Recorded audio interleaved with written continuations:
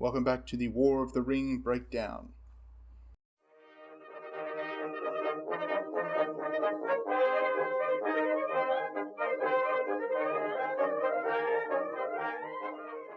So, as in the previous videos, this is a super basic look at how to play War of the Ring, Games Workshop's 2008, I believe, mass battle game for Lord of the Rings strategy battle game using the standard miniatures on Sabo trays. So, let's take a look. We went through the statistics, we went through the turn order, let's put them together. So, this is the movement phase. You'll remember from earlier, the player with priority gets to move first.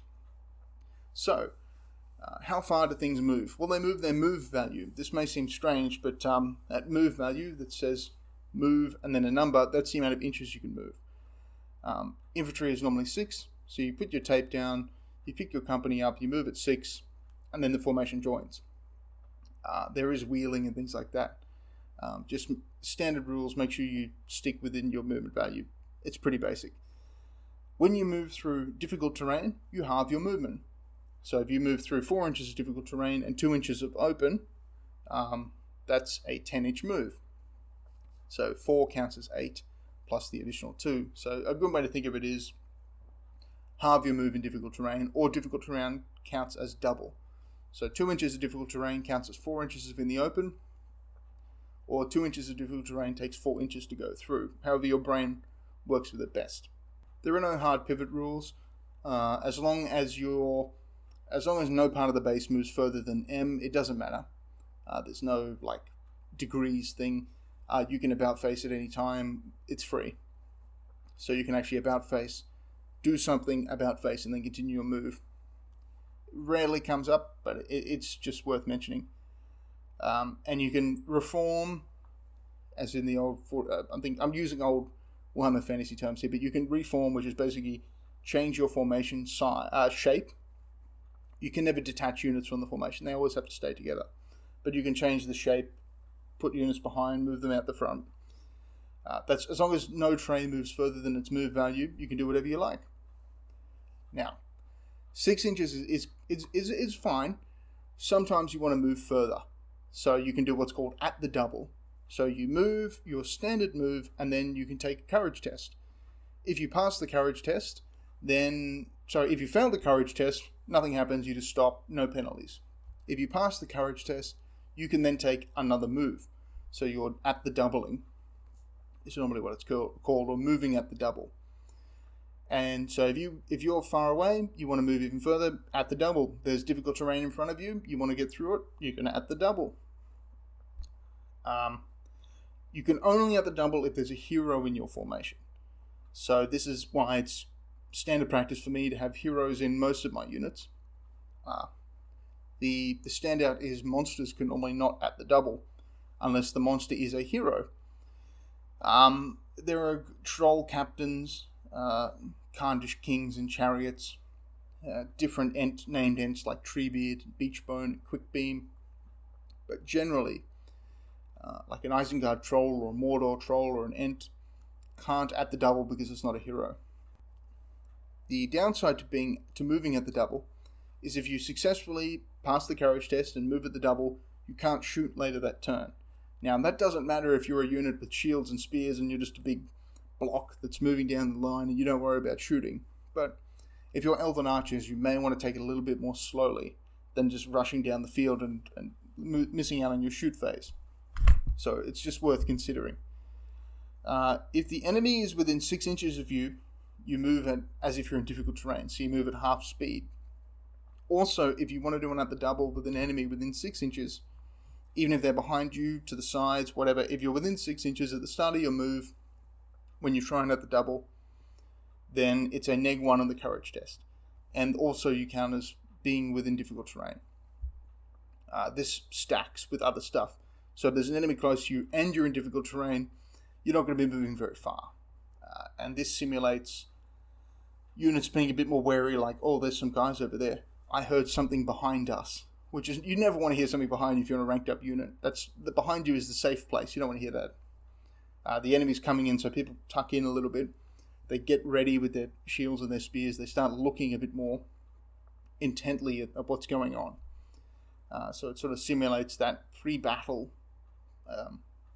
unit formation stuff going on without having to worry about moving figures. So we've talked about how to move figures, and that's all it is. It's just you move your move value, then the next unit in your army moves, then the next, and the next, and the next. So your whole force is either moved, or everything you want to move is moved, and then the opponent gets to take their movement phase. You can't move into contact with an enemy. That's for the charge phase. So there's no moving charges, as there is in Middle-earth strategy battle game. Moving is its own phase where you don't touch the enemy. I'm going to throw the basic heroic stuff into these, just to show you a little bit of the depth that can come from War of the Ring. So heroic move it does two things. First of all, you spend a point of might on a hero, and his formation gets to move first. If you win priority, there's still a point to do this, so don't abandon me just yet. So if you lose priority, that's mostly when you're going to be doing this. You say, I'm going to use a point of might with Eladan, and he's going to do a heroic move, so his formation is going to move first. Also, they're going to move triple, because heroic move triples your movement value, which is phenomenal. Really good. Most infantry are now moving 18 inches. Most cavalry are now moving 30 inches. Heroic moves are really fun. The only problem with a heroic move is you can't shoot or charge later in the turn, no matter what you do. So if you heroic move, you're locked in. Your kit bag's on, marching. You're sprinting, you're running. You're not shooting, you're not fighting. Hopefully you're not fighting. There's no penalty for being charged if you heroic move. So if you've got pikes, or you're a unit that's not going to be doing a lot of charging, it may just be worth running up forwards and getting in a brace position. But if you're cavalry or something like that, you do not want to be charged. So yes, heroic move first, and move triple. You don't have to move triple. You can move 2 inches forward if you want, but you have the option to move triple. And it doesn't need to be said, but you cannot at the double after doing a heroic move. That's instead of at the doubling, you do a heroic move. And there's no courage test required. It's automatic at the expense of a point of might. Now, magic. I am not going to go into magic, except to say that it is done in the movement phase, and these few points about it here.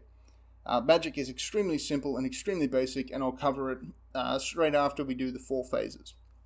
But magic is done in the movement phase at any point in the caster's move. So if Gandalf is in a unit and the unit moves forward 2 inches, he gets the unit to pivot, casts a spell, pivot around, move another 4 inches. That's perfectly fine. Only certain heroes have magic. I don't think it needs to be said that Aragorn has no magic. Gandalf does have magic. Some units can buy a shaman. Very expensive, wouldn't recommend it, but you can do it. As a house rule, we limit casters to 2 per 2,000 points. And maybe even 1 to 1,500 points is probably better. Gandalf is an absolute monster. He is a machine with casting spells. Generally, most evil armies are going to have, in our games, at about 2,000, 2,500, 3,000 points, 1 ring wraith somewhere. And if generally, rule of courtesy, if you take a spellcaster, you should tell your opponent so they can find one too. People like Elrond can cast spells, Galadriel can cast spells. All the ring wraiths are spellcasters. You can take orc shamans in your units. You can take elven shamans in your units. Elven stormcallers, I think they're called. Stormcallers are a little aside here. They're an example of one of the many War of the Ring units making its way into the standard strategy battle game. So that comes from War of the Ring. Complete aside, sorry about that. There are 5 schools of magic. Most wizards have access to 2 of them. I think they are, Command, Dismay, Wilderness. There's 5. They've all got offensive spells. They've all got spells that boost. They've all got spells that do debuffs. Most of them. Some of them let you bring back dead guys. Some of them turn your units into psycho killing machines. Spells are kind of... You got to think abstract when you think War of the Ring. So think abstract yourself out and think of this not as 24 guys in a 3-tray unit. Think of it as 150 guys. So like triple the numbers in your own head. And think, what happens if I give 150 guys double strength? Well, 150 guys with double strength are probably going to carve up quite a lot of orcs. Much more than 24 guys are going to carve up 24 orcs. 150 guys are just roided up crazy on the Pervitin are going to just go nuts. So increase the scale a little bit in your own mind, and it makes the magic make a lot more sense. The skills are set. Gandalf can't take spells of darkness. Unfortunately, it's got some very cool spells. Gandalf can't take them. Different heroes have their own set spells. Most have access to maybe 1, 2. I can't think of any off the top of my head that have 3, but I'm sure there is one. And again, I'll go more in depth with that later. So, recap. Roll for priority. D6. Side who gets highest is the player with priority. The player with priority moves first. Heroes can interrupt that for their formation only by spending a point of might to do a heroic move, which means they can move triple and first.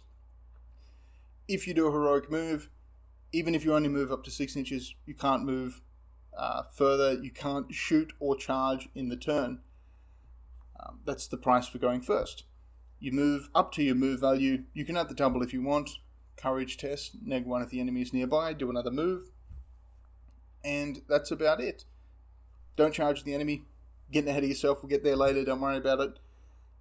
Thanks very much for watching. Stay tuned for the shooting phase.